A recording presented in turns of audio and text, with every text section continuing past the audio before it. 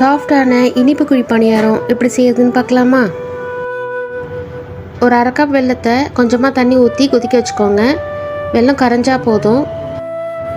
ஒரு பவுலில் 1 கப் கோதுமை மாவு, 1/4 கப் தேங்காய் துருவல், நம்ம கரைச்ச வெல்லத்தை இதை வடிகட்டி சேர்த்துக்கலாம். ஒரே ஒரு சிட்டிகை உப்பு, வாசனைக்கு கொஞ்சமாக ஏலக்காய் தூள் சேர்த்துக்கோங்க. இதை இப்போ நல்லா மிக்ஸ் பண்ணிக்கோங்க.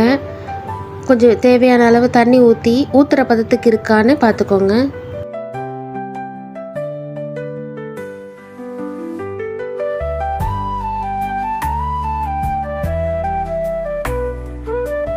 பணியார கடாயில் கொஞ்சமாக நெய் ஊற்றி இந்த மாவை எல்லாத்துலேயும் ஊற்றிக்கிறேன்.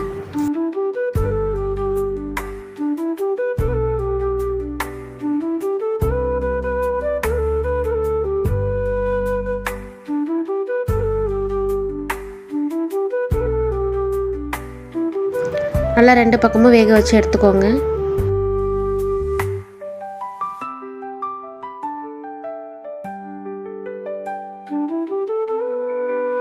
சாஃப்டான குழி பணியாரம் ரெடி.